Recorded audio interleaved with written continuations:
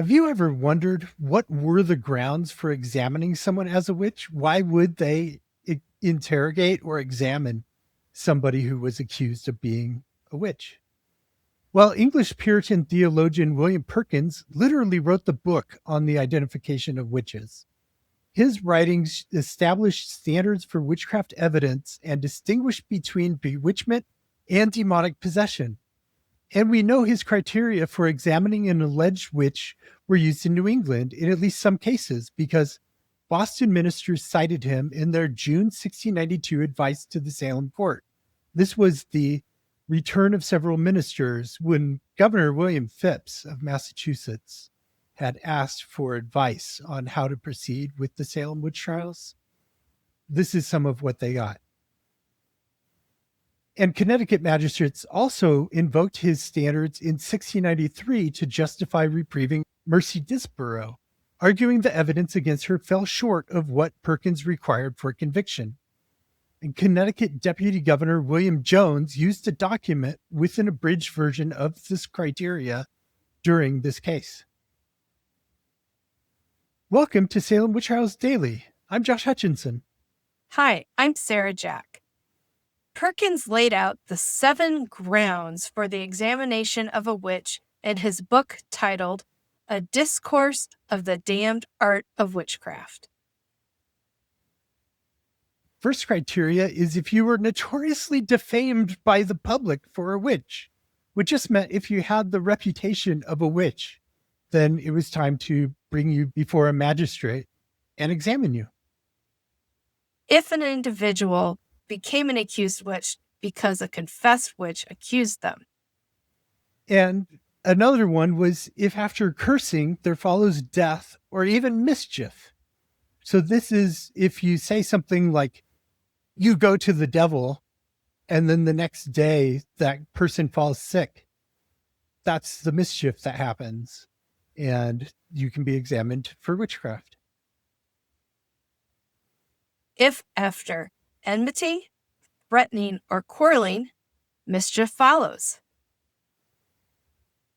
I find those two to be very similar, the cursing and the threatening and quarreling. But this just means that you don't have to actually utter a curse to somebody. Just having an argument with somebody and then something happens to their livestock 3 weeks later, that's enough for you to be examined as a witch. Association with alleged witches. Yeah, if you were a family or a friend of somebody who was a confessed witch or a convicted witch or just accused themselves, then you could be brought forth and examined. If someone was identified as having a witch mark or witches' marks on their body, that was grounds for examination. And if inconsistent or contradictory answers are given, which confuses me, this one, because who are they giving these contradictory answers to if they haven't been examined yet? But after somebody meets these criteria, they do get examined, which is an interrogation and a physical examination to find the witch marks. And so once they're examined, then they can be indicted and then tried. And when they're brought up for trial, there's certain new criteria for actually proving that they're a witch. Everything that we've talked about before was enough to establish suspicion, but this is actually how you find them guilty. Perkins' A Discourse of the Damned Art of Witchcraft also gave a list of insufficient proofs for conviction. One of these really blows my mind. This first one, he says that this happened in the olden days, which this is published in 1608. So the olden times were really old by our standards. But anyways, in these old days, they would force the suspected witch to hold a red hot iron or put their hand in boiling water. And if they could bring their hand out unscathed or release the iron unscathed, they were innocent. But if they were burned or scalded, like I suspect that most people would be, burned or scalded by holding a red hot iron. I don't know if you've ever accidentally touched an iron when it's hot, it burns. So, but if they burned, they were guilty. This is a test that's used today in witchcraft accusations in some communities. Yes. Yeah. Another of Perkins's criteria that was insufficient was the scratching of the suspected party and the present recovery thereupon, which means that if you believed that you were afflicted or bewitched and you scratched the person you thought was the witch, drawing blood from them, this was the belief that that action would actually help you to get better. So that was not sufficient. That's not sufficient.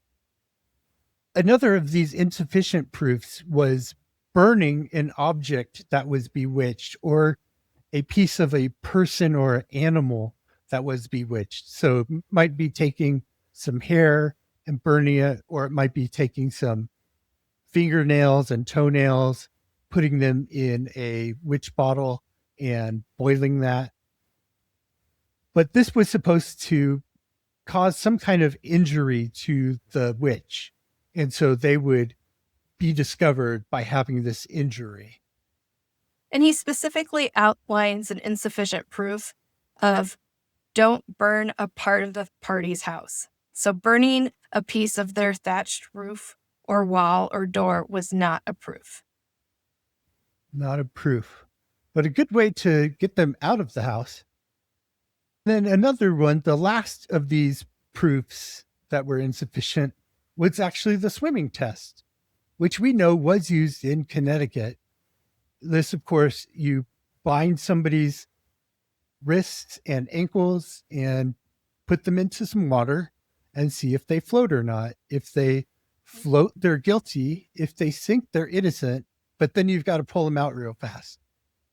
Hey, I was just thinking about the magistrates burning things in the court. That is kind of pushing the envelope here, because Perkins' book's quoted as saying all these proofs are so far from being sufficient that some of them, if not all, are after a sort practices of witchcraft. And we, in our podcasting, we constantly point out when the authorities were using folk magic to try to determine witchcraft. And Perkins right here is saying, don't do that. But he also, his proofs are also nonsense. So there's no authority. Yeah. His evidence so far has been BS. He gave the true proofs of witchcraft that were necessary for conviction. The first and key one being a free and voluntary confession, a confession after due examination. And that examination must have been taken upon pregnant presumptions. So you had to have some kind of evidence in mind to examine the person and get this free and voluntary confession. And this is on conviction, not just on grounds for examination. This is the conviction of a witch. This is at trial. You want to have this confession in hand to get the conviction. Evidence that the defendant entertained a familiar spirit. And I know they used this against Margaret Jones, who was the first person executed in Massachusetts for witchcraft. And Matthew Hopkins used this in his East Anglia witch hunt during the English Civil War. He's the self-styled witchfinder general, and he implemented this method that was then used on Margaret Jones called watching, where you would sit the person in the center of a room and you'd have observers watching them around the clock, keeping them awake, just to see if a familiar spirit would run in and feed from their witch's mark or teat. And then you had them. And the last proof that would get you a conviction was if witnesses testified under oath that they observed basically strange actions of the defendant, like using special powers or witchcraft, that these kinds of actions would prove that the defendant entered into a covenant with Satan.